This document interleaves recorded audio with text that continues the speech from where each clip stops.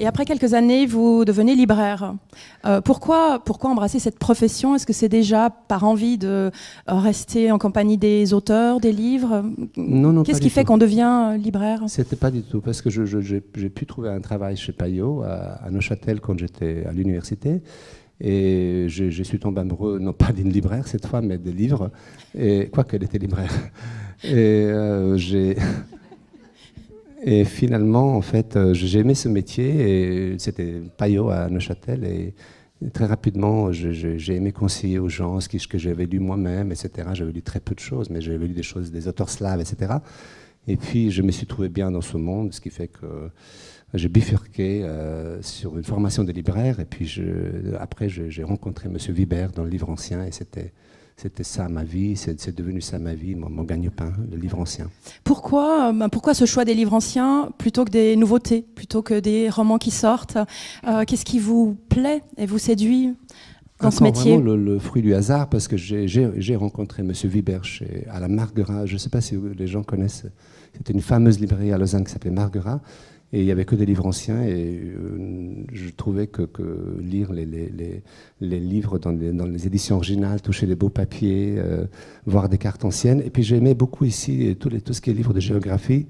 Je suis un passionné d'histoire, et je pense que le livre ancien permet à lutter contre la supercherie. Parce que souvent, des gens se bagarrent pour les territoires, pour l'histoire, notamment dans les Balkans d'où je viens. Et j'ai pu souvent prouver et trouver que certains pays portaient des noms avant qu'ils changent de nom, mais les territoires étaient déjà là, que ce soit des Balkans, que ce soit la Turquie, l'Empire austro-hongrois, la Palestine, Israël, etc., de tous les pays qui m'intéressent, l'Égypte, beaucoup. Donc je trouvais qu'aujourd'hui, nous avons tendance à avoir ces nouvelles qui vont très très rapidement. On peut écrire l'histoire, on voit ce qui se passe aux États-Unis, on peut réécrire l'histoire, comme ça on peut matraquer les gens avec des nouvelles qui sont fausses. Eh bien, le livre ancien est un témoin extraordinaire, puisqu'une carte ancienne a été imprimée quand elle a été imprimée. Et je trouvais intéressant d'étudier ça, de proposer ça, d'être un passeur, si vous voulez, de passer ces livres à d'autres gens. C'est l'antithèse de la bibliothèque, si on veut. Hein. Le livre ancien, c'est, voilà, on l'hérite, on le revend, on le revendra de nouveau. Et c'est une circulation. Donc, je suis devenu un peu ce passeur d'histoire, géographie, histoire, religion, philosophie, poésie.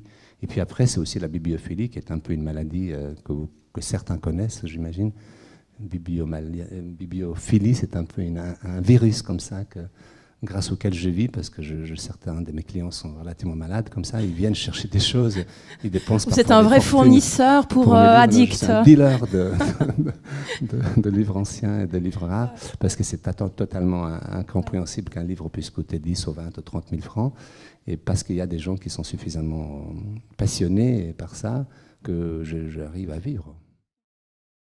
J'ai passé vraiment ma vie, en tout cas dès mes 25 ans jusqu'à aujourd'hui, à proposer des livres des autres gens, à vanter leur mérite, à dire à quel point c'était génial. J'ai essayé de susciter des passions, de partager mon enthousiasme avec mes clients. Et les gens sont revenus me dire « formidable ce que vous m'avez conseillé de lire » et ils l'ont offert. Je trouve que c'est un magnifique métier. Et la difficulté pour moi, c'est de parler aujourd'hui de moi-même. Donc je suis bavard, d'accord, mais enfin quand même, je suis un peu difficile de dire aux gens, vous savez ce que j'écris, c'est formidable. Donc, alors je peux vous le dire, ce qu'il écrit, c'est formidable. Ça passe mieux si je le dis. Ce qu'il écrit, c'est formidable, vraiment.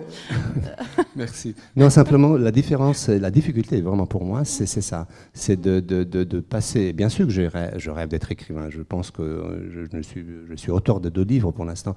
Mais disons, il y a des livres qui arrivent. J'ai toujours dit que j'étais enceinte de 3 livres. Donc le 3e livre est toujours là, et il sortira. Et peut-être après, j'arrête. Mais la difficulté, c'est effectivement ça. C'est de me présenter, de parler de mon travail, de dévoiler un petit peu ma vie. Alors que quand je vante des mérites des autres, que ce soit un sculpteur, un peintre ou un autre écrivain vivant, n'est-ce pas, ou mort, eh bien, je mets mes connaissances, mon enthousiasme, l'amour que j'ai pour la littérature. Alors moi, j'ai de la chance de ne pas être un exilé qui a souffert, qui a eu un début difficile ou qui a eu faim, etc. Donc ce qui reste, c'est l'accent. L'accent déjà parce que je m'exprime avec un accent, et ma foi, il est là. Et l'accent aussi, finalement, dans mon écriture, il y a aussi un accent probablement. C'est ce que j'ai vu chez Agatha Christophe, chez Cossery, chez Beckett, chez je ne sais pas, Ionesco. il reste cet accent, il reste la mélancolie, mais la mélancolie n'est pas une maladie. La mélancolie est une des 4 composantes qui font notre corps, la bile jaune, la bile noire, les lymphes et le système sanguin. Donc la mélancolie chez moi, la mélancolia du grec, ben, elle est un peu plus forte avec l'âge, malheureusement. Donc ça reste, et ça vient de l'Europe centrale.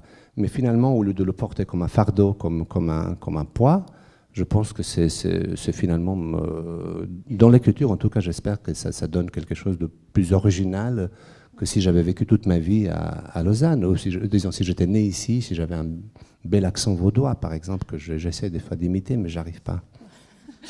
Oui. Vous savez, quand vous n'avez pas le droit de traverser les chemins de fer, et puis la seule chose qui vous intéresse, c'est de traverser les chemins de fer, et non seulement de les traverser, mais de se coucher à travers et attendre que le train arrive, c'est dit toujours Paris-Athènes, et vous arrivez à la maison complètement noire et que votre mère commence à prier, à vous laver avec l'eau bénite pour que vous soyez vraiment nettoyé de tout ce mal, ben le père qui arrive, lui, il trouve ça beaucoup moins drôle finalement. Et puis c'est lui qui a raison. Alors évidemment que j'aurais pu le détester, mais je ne le déteste pas parce qu'il avait raison. Après, c'est un roman, n'est-ce pas? L'histoire est vraie, mais ça n'a pas laissé de séquelles parce que j'estime que je ne pense pas qu'on doit battre les enfants, les punir. Mais je pense que les parents, en tout cas à mon époque, j'ai raconté ça même à mes enfants dans Un est ici, et lorsqu'on était à table, il ne s'agissait pas de demander gentiment si éventuellement quelqu'un voudrait descendre à la cave chercher de l'eau. Notre père nous regardait, puis ça signifiait qu'il fallait chercher l'eau. C'était évident, ce n'était pas la torture. Je me rappelle de moi-même, avec mes 2 enfants, je me suis des fois bagarré en disant « Est-ce que quelqu'un voudrait aller chercher l'eau ?» Et puis ma fille me répondait « Mais je suis déjà allé hier, pourquoi ce ne serait pas… » Et puis alors, du coup, je me retourne vers mon fils pour dire, est-ce que tu peux aller chercher l'eau toi aujourd'hui? Il dit, ouais, mais bon, moi... C'est-à-dire, voilà, un père faible, finalement, je suis probablement. Ça ne veut pas dire que mon père nous aimait moins bien et moins intensément que ça. Mais ça ne se discutait pas, tout simplement. Le père était un homme sévère parce qu'il c'était son rôle, quoi. Et puis, ça ne se discutait pas. Et ma mère ne l'a jamais... Enfin, la mère du personnage, en tout cas, ne le contredit pas, mais elle se débrouille pour arriver avec les pâtisseries, et puis voilà, elle trouve toujours un moyen comment dirais-je, de leur donner cet amour qui était le sien. Je l'appelle mère juive parce qu'elle était vraiment catholique, mais mère juive dans le sens où on sait l'amour des mères juives qui est un amour absolu.